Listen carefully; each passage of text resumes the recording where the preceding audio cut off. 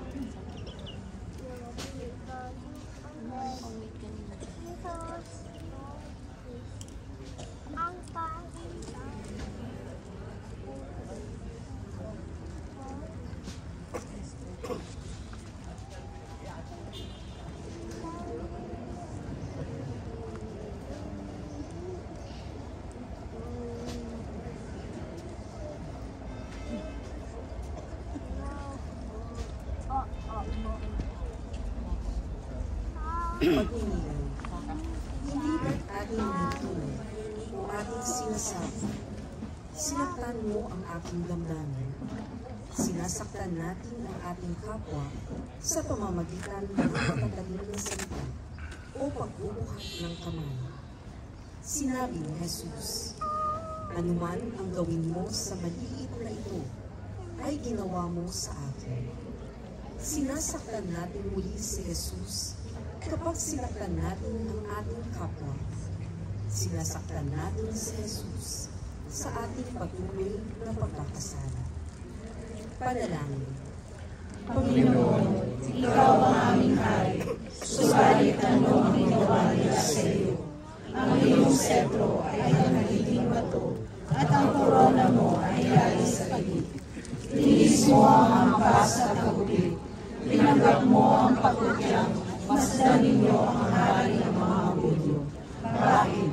Dahil sa wagas mong pagmamahal sa amin. Maging sino man kami ay mahalagapan kami sa iyo. Ang aming kaligtasan ang nais mo. Hindi kami nagkakadapat sa iyong pagmamahal, ang Panginoon. Maraming beses ay pinagpapakita namin sa iba, at sasakala namin kami sa pagsunod sa iyo. Nagtatakot kami mapahamak ang aming hanap buhay o popularidad. Nagbubuhay sa mayroon kami, at gumagawa kami ng paraan upang makakas sa responsibilidad. Tulungan mo kami, Panginoon, na maging katulad mo. Kailangan din namin magpapasakit para sa iba. Dapat din kami matutong mag-aalay ng buhay. Matutunan naman namin ang pag-ikot sa layaw ng katawan, nang sa gayon ay maging mo kami alagad. Luwalhati sa Ama, sa Anak at sa Espiritu Santo. Kaparan sa unang mga ngayon magkakailangan sa walang hanggan.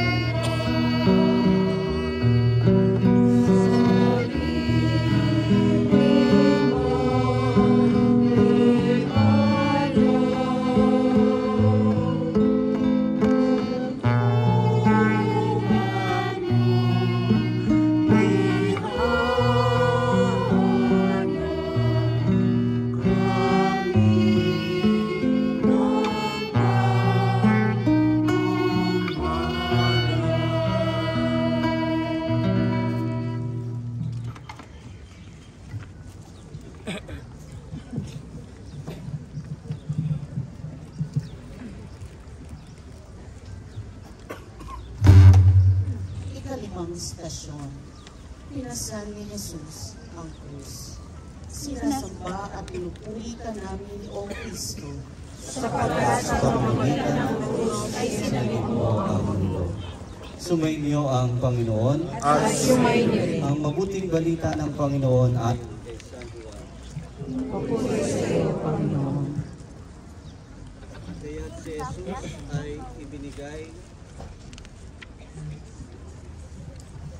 Jesus ay ibinigay sa kanila ni Pilato upang ipako sa krus. Kinuha nga nila si Jesus at lumabas siya sa napasan ang kanyang krus patungo sa lugar na kung tawagi Dako ng Bungo, sa wikang Hebreo, Golgotha. Ang mabuting balita ng Panginoon. Pinupuri ka namin, Panginoong Jesucristo. Pagninilay, may layunin ang buhay natin dito sa lupa. Mayroon tayong dapat patunguhan. Mayroon tayong pananagutan at dapat nagampanan. Masasabi natin na ito ang ating mumunting krus na dapat nating pasanin. Ang mga ito ay responsibilidad din natin. Ang lahat ng pasanin ay magdadala sa atin sa kabutihan kung susundin natin ang halimbawa ng ating Panginoon. Kung si Jesus ay nagpasan ng krus, tayo pa kaya ang hindi? Panalangin. Panginoon, pinulot mo ang krus na mabigat. Isa kami sa mga nakakapamon ng krus sa iyong balikat. Ikaw ang nagbayad sa nagawa naming pagkakamali. Pagpapatawad ang iyong sinulit sa aming pagkakasala. Pag-ibig ang iyong binigay sa aming mga pagkukulang. Kaya hindi mo ang Panginoon, subalit ano ang aming hinanakit sa iyo.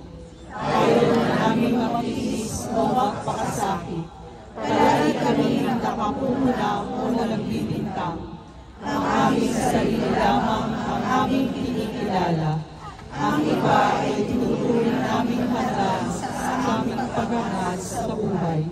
Turuan mo kami maging tulad mo, O Panginoon. Walhati sa Ama, sa Anak, at sa Espiritu Santo. Kaparan sa maguna ngayon at pagpakailanman hanggang sa walang hanggan. Sana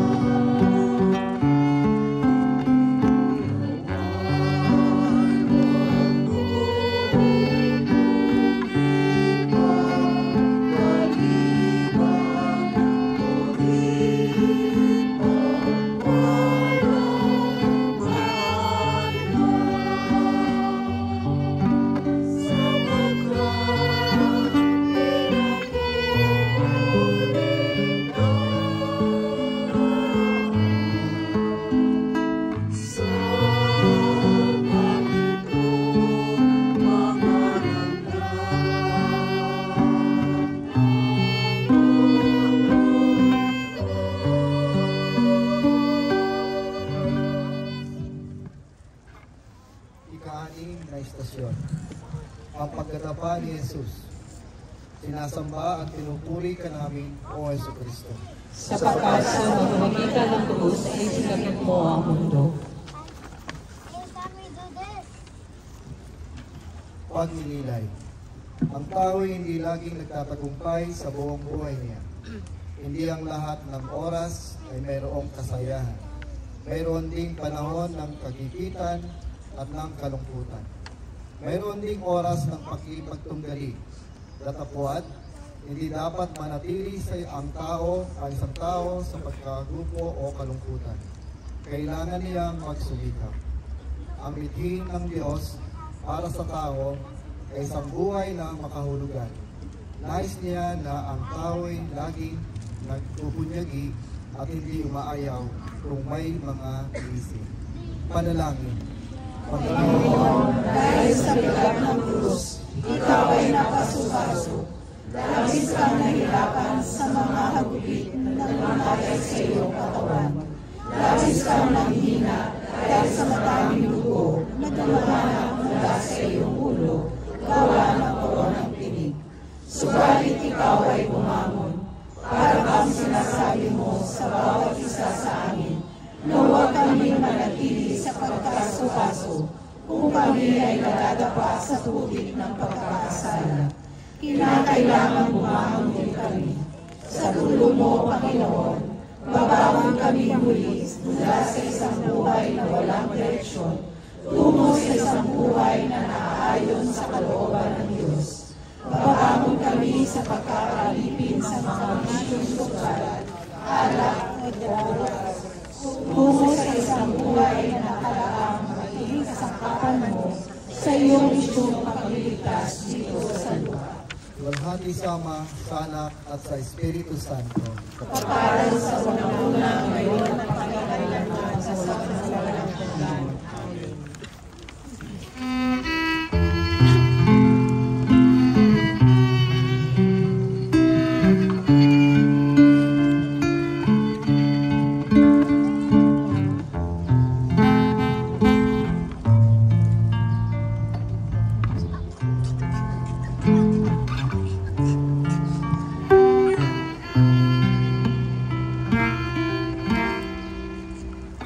Amen.